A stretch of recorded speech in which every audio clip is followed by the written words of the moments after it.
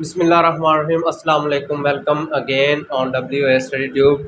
Today we will discuss another bacterial disease that was named as typhoid. तो typhoid क्या होता है? सबसे पहले हम उसका इंट्रोडक्शन देखते हैं कि टाइफाइड जो है एक बैक्टीरियल इन्फेक्शन है। जिस तरह कॉलरा एक बैक्टीरियल इन्फेक्शन था, हमने पिछले लेक्चर में कॉलरा देखा, अब हम देख रहे हैं टाइफाइड। तो टाइफाइड भी एक बैक्टीरियल इन्फेक्शन है। कॉलरा में क्या था कि जस्ट उसने इंटेस्टाइन को इफेक्ट किया था, लेकिन ये जो टाइफाइड है ये जस्ट इंटेस्टाइन तक महदूद नहीं रहेगी। ये क्या करेगी, जब ये किसी इंसान में इंटर होगी तो उसके इंटेस्टाइन से ये उसके लीवर, उसके स्प्लीन को भी इफेक्ट करेगी, और जब उसको इफेक्ट कर लेगी तो दोबारा से ये इंटेस्टाइन में आएगी और वहाँ पे अपनी कॉलोनीज को बिल्ड करेंगी, और इस तरह ये ह्यूमंस को इफेक्ट करती है। इस कंडीशन में क्या होगा कि जो इंसान का जो टेम्परेचर है, हाई फीवर टेम्परेचर जो है वो बहुत ज़्यादा तेज़ हो जाएगा, ऑलमोस्ट 104.5 फ़ारेनहाइट। ये बहुत ज़्यादा टेम्परेचर है, और इसको अगर हम सेंटीग्रेड में देखें तो 40.5 डिग्री सेंटीग्रेड ये टेम्परेचर होगा, और उसमें डायरिया की कंडीशन आ जाएगी।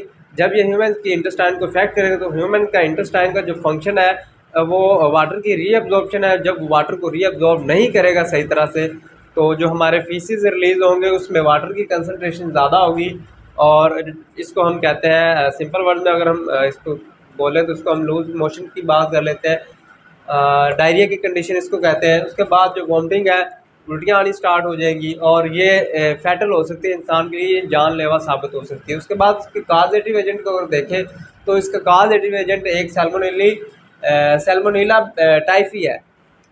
ये एक बैक्टीरिया है सैल्मोनेला टाइफी, ये इसकी वजह से ये टाइफाइड काज होता है। और ये ग्राम नेगेटिव बैक्टीरिया है। दो तरह के बैक्टीरिया होते हैं, ग्राम पॉजिटिव और ग्राम नेगेटिव। ये वाला ग्राम नेगेटिव बैक्टीरिया, और इसकी जो शेप है वो रोड शेप है।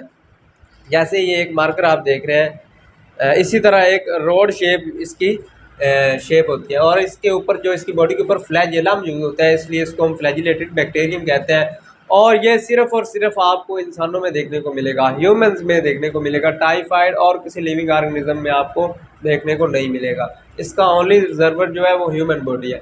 इंक्यूबेशन पीरियड की बात करें तो इंक्यूबेशन पीरियड एक ऐसा टाइम पीरियड होता है जब कोई बैक्टीरिया आपकी बॉडी में एंटर हो, और वो कितना टाइम लेता है आपकी बॉडी में अपनी सिम्टम को शो करने के लिए, तो इसको हम कहते हैं इंक्यूबेशन पीरियड। और जो टाइफाइड है, जिसमें सैल्मोनेला टाइफी ने अपने जो सिम्टम्स को शो करना स्टार्ट करना है, तो वो 10 से 15 दिन लेगा कि जो टाइफाइड है वो अपनी सिम्टम्स को इंसान की बॉडी में जाहिर कर देगा। नेक्स्ट हम देखते हैं कि ये किस तरह से ट्रांसफ़र होगा, ट्रांसमिशन इसकी किस तरह से होगी एक लिविंग ऑर्गेनिज्म से दूसरे लिविंग ऑर्गेनिज्म में। ये वाला बैक्टीरिया जो है वो सैल्मोनेला टाइफी, ये किस तरह से ट्रांसफ़र होगा, इसकी ट्रांसमिशन किस तरह से। तो चले देखते हैं इसकी ट्रांसमिशन किस तरह से होती है। तो चले देखते हैं कि ये किस तरह से जो टाइफाइड है, इसकी डिजीज़ जो है किसी एक इंसान से दूसरे इंसान में ट्रांसफ़र होती है। तो सबसे पहले इसकी जो रीज़न बताई गया है वो स्प्रेड थ्रू फूड और drinking water contaminated with infected faecal matter. For example, अगर किसी एक इंसान को टाइफाइड की बीमारी है और उसके अंदर साल्मोनेला टाइफी बैक्टीरिया मौजूद है, और वो इंसान अपने फीकल मैटर को रिलीज़ करता है किसी जगह पे, और वही इंसान के जो फीकल मैटर हैं या तो वो किसी पानी में इंटर हो जाए या फिर वो किसी फूड में किसी ज़रिए से भी इंटर हो जाए, और वो फूड जब कोई सही पर्सन जो है वो यूज़ करेगा, हेल्दी पर्सन उसको यूज़ करेगा, तो वो क्या होगा कि वो वाले बैक्टीरिया जो है वो हेल्दी पर्सन की बॉडी में जाएंगे और उसके इंटेस्टाइन में इंटर होंगे, उसके लीवर को इफ़ेक्ट करेंगे, उसके स्प्लीन को इफ़ेक्ट करेंगे। इस तरह से ये जो टाइफाइड की डिज़ीज़ है ये ट्रांसफ़र हो रही है एक इफ़ेक्टेड पर्सन से, इन्फेक्टेड पर्सन से एक हेल्दी पर्सन में ये ट्रांसफ़र हो रही है, ट्रांसमिट हो रही है। उसके बाद दूसरी जो इसकी रीज़न है वो fasting fruits and vegetables can spread it if contaminated water is used. Sometimes ये जो वेंडर्स होते हैं या फिर हम घरों में भी जो फ्रूट्स और वेजिटेबल्स उनको वॉश करते हैं, तो समटाइम जो वाटर हम यूज़ कर रहे होते हैं वो इन्फेक्टेड होता है ऐसे बैक्टीरिया से जिसमें जो है वो सैल्मोनेला टाइफी मौजूद होता है। अगर वो सैल्मोनेला टाइफी उस वाटर में मौजूद होगा और उसी वाटर से हम जो है वो फ्रूट्स और वेजिटेबल्स को वॉश कर रहे होंगे, तो ज़ाहिर बात है वो जो बैक्टीरिया है वो उसके ऊपर, फ्रूट्स के ऊपर और वेजिटेबल के ऊपर जाके अटैच हो जाएगा, और जब हम उसको इंजेस्ट करेंगे, हम खाएंगे, तो वो हमारी बॉडी में इंटर हो जाएगा। दूसरी रीज़न इसकी ये थी। थर्ड रीज़न जो है, ये फ्लाइज़ की वजह से भी जो ट्रांसमिट हो सकती है। फॉर एग्जांपल, किसी जगह पे फीकल मटेरियल्स पड़े हैं इन्फेक्टेड पर्सन के, और मक्खियाँ उसके ऊपर जाके बैठी है, और वही मक्खियाँ फिर आके हमारी जो फूड है या फिर हमारा वाटर है उसमें इंटर होगी, और वो वाटर हमने पी लिया या फिर वो फूड हमने खा लिया, तो इस तरह वो जो बैक्टीरिया है वो ट्रांसमिट हो गए, हमारी बॉडी में इंटर हो जाएंगे, और हमारी जो इंटेस्टाइन है उसको इफेक्ट कर देंगे। ये तीन मेन रीज़न है इसकी ट्रांसमिशन की। इसके बाद हम देखते हैं इसके साइंस और सिम्टम्स कौन कौन सी हैं। चले अब हम देखते हैं टाइफाइड की साइंस और सिम्टम कौन कौन सी हैं। सबसे पहले मैंने आपको बताया था कि इसमें जो टेम्परेचर है, बॉडी का टेम्परेचर बहुत ज़्यादा हाई हो जाता है। यही बात वो कह रहे हैं कि पहले पहले में जो उसका टेम्परेचर होगा बॉडी का, वो लो होगा, लेकिन जैसे जैसे टाइम गुजरता जाएगा, इसका टेम्परेचर जो है वो इंक्रीज़ करता जाएगा, और मैक्सिमम 104.9 फ़ारेनहाइट, और इसको हम 40.5 डिग्री सेंटीग्रेड भी कहते हैं, यहाँ तक इसका टेम्परेचर चला जाएगा। दूसरी इसकी सिम्टम्स जो है वो है हेडेक, सर में शदीद दर्द होगा, वीकनेस एंड फटीग, कमज़ोरी हो जाएगी और थकावट सी महसूस होगी, पुअर एपेटाइट, भूख कम लगेगी, एब्डोमिनल पेन, पेट में जो दर्द होगा, उसके अलावा डायरिया और कॉन्स्टिपेशन है। इसमें दो कंडीशंस आ जाएंगी, या तो डायरिया हो जाएगा या फिर कॉन्स्टिपेशन हो जाएगी। ये एक दूसरे की जो है वो अपोजिट कंडीशन है। डायरिया में क्या होगा, लूज़ मोशन लग जाएंगे, पानी की कमी हो जाएगी, और जो कॉन्स्टिपेशन है उसमें क्या होगा कि कब्ज़ हो जाएगी।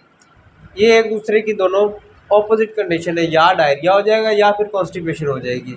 उसके बाद है reddish spot on the abdomen, जो पेट के ऊपर है वो सुर्ख धब्बे से बन जाएंगे, रेड जो है वो स्पॉट बन जाएंगे। उसके बाद एक कंडीशन आएगी नोज़िया या फिर वॉमिटिंग। नोज़िया ऐसी कंडीशन होती है जिसमें हमें कुछ खाने को दिल नहीं करता, कुछ पीने को दिल नहीं करता, और वॉमिटिंग जो है उसमें उल्टियाँ स्टार्ट हो सकती है। अगर इसको हम टाइम पे ट्रीट ना करेंगे तो क्या होगा, ये इंटेस्टाइनल अल्सर भी हो सकता है। इंटेस्टाइनल अल्सर क्या होगा कि इंटेस्टाइन में जो है वो पोर्स बन जाएंगे।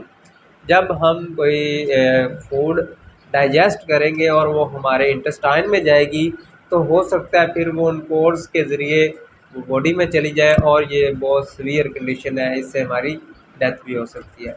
तो ये थी इसकी साइंस और सिम्टम। अब हम इसके ट्रीटमेंट और इसके प्रिवेंशन को डिस्कस करते हैं कि किस तरह से हम इसका ट्रीटमेंट कर सकते हैं, और किस तरह से हम इस डिज़ीज़ को जो प्रिवेंट कर सकते हैं। तो अब हम देखते हैं इसका ट्रीटमेंट और इसकी प्रिवेंशन। सबसे पहले हम देखते हैं ट्रीटमेंट। फॉर एग्ज़ाम्पल, अगर किसी इंसान को जो टाइफाइड हो चुका है, तो अब वो क्या करेगा, वो एंटीबायोटिक्स यूज़ करेगा। बहुत सी एंटीबायोटिक्स यूज़ की जाती है जो कि बैक्टीरिया को किल करती है, और एक एंटीबायोटिक का नाम बताया गया है सिप्रोफ्लॉक्सासिन। ये एंटीबायोटिक्स यूज़ करके हम बैक्टीरिया को किल कर सकते हैं। उसके बाद कुछ ड्रग्स हैं एंटीपायरेटिक ड्रग्स। ये क्या करते हैं, ये आपको पता है कि जब टाइफाइड हो जाता है, तो टाइफाइड में इंसान का जो टेम्परेचर है वो बहुत ज़्यादा हाई हो जाता है, 104.9 फ़ारेनहाइट। तो इतना ज़्यादा तेज़ टेम्परेचर रहेगा इंसान का, तो ये उसके लिए बहुत डेंजरस है। इसलिए एंटीपायरेटिक ड्रग्स को यूज़ किया जाता है ताकि उसका जो टेम्परेचर है उसको नॉर्मलाइज़ किया जाए। ये दो तरह से इसका ट्रीटमेंट किया जाता है। उसके बाद इसकी प्रिवेंशन की अगर हम बात करें, तो प्रिवेंशन में सबसे पहले तो वो बता रहे हैं कि अपने हाथों को अच्छी तरह से साफ़ करें, अच्छी तरह से धोएं, साबुन का यूज़ करके अपने हाथों को वॉश करें। उसके बाद avoid drinking untreated water. Untreated water कौन सा होगा, ऐसा वाटर जिसमें बैक्टीरिया मौजूद होंगे। अगर हम वाटर को वो बॉयल कर लेंगे, अच्छी तरह से गर्म कर लेंगे, तो हम बैक्टीरिया को हीट किल करके उसको ख़त्म कर सकते हैं, और उसके उस तरह हम जो है, अगर हम वाटर यूज़ कर रहे हैं बॉयल करके, तो वो हमारे लिए बेनिफिशियल साबित होगा। अगर हम जो है वाटर को बॉयल नहीं करेंगे, अनट्रीटेड वाटर को यूज़ करेंगे, तो बैक्टीरिया हमारी बॉडी में इंटर हो सकता है। उसके बाद है avoid raw fruits and vegetables. कच्ची सब्जियां खाना, कच्चे फ्रूट खाना, अंडर कुक वेजिटेबल्स का यूज़ करना, इस तरह से भी ये बैक्टीरिया जो हमारी बॉडी में इंटर हो सकता है। उसके बाद चूज़ हॉट फूड, गर्म चीज़ें खाना। गर्म चीज़ें, बार बार गर्म चीज़ों का क्यों जिक्र कर रहे हैं, तो पहले मैंने आपको बताया कि गर्म चीज़ है या फिर फूड को गर्म करके, पानी को बॉयल करके हम बैक्टीरिया को जो है वो हीट किल कर सकते हैं। जब बैक्टीरिया हीट किल हो जाएंगे तो फिर चांसेस ही नहीं है कि बैक्टीरिया हमारी बॉडी में इंटर हो सके। वो अगर इंटर हुए भी तो डेड फॉर्म में इंटर होंगे और वो हमारी बॉडी को इफेक्ट नहीं करेंगे। उसके बाद है प्रिवेंट इफेक्टिंग अदर, कि अगर आप इफ़ेक्ट हो चुके हैं तो आप कोशिश करें कि दूसरों को इस चीज़ से इफ़ेक्ट ना करें। आप ऐसे प्रिवेंटिव मेजर्स यूज़ करें। फॉर एग्ज़ाम्पल आपको हो चुकी है ये बीमारी तो आप मास्क लगा के रखें, आप दूसरों से अवॉइड करें, उनके साथ हैंड शेक करने से अवॉइड करें कि जिसकी वजह से ये जो बैक्टीरिया है वो दूसरे इंसान में इंटर हो। तो आप ऐसी सारी एक्टिविटीज़ से अवॉइड करें। आप फूड के पास ना जाएँ, फूड को हाथ ना लगाएँ। अवॉइड हैंडलिंग फूड, अपनी फूड जो है वो उसको हाथ ना लगाएं। ये ना हो कि आपने उस फूड को हाथ लगाया और वही फूड जो है दूसरा इंसान इंजेस्ट कर रहा है और इस तरह से वो बैक्टीरिया उसको भी इन्फेक्ट कर सकता है। टेक योर एंटीबायोटिक्स, अपनी जो है वो एंटीबायोटिक्स है वो अपने रेगुलर वक्त पे ले, ताकि वो बैक्टीरिया जो आपकी बॉडी से ख़त्म किया जा सके, किल किया जा सके और आपको सेहत याब बनाया जा सके। तो ये था हमारा आज का टॉपिक टाइफाइड डिजीज़ के बारे में। होपफुली आप लोगों को अच्छी खासी समझ आ गई होगी। अगर फिर भी आपका कोई क्वेश्चन हो तो आप कमेंट बॉक्स में अपना क्वेश्चन पूछ सकते हैं।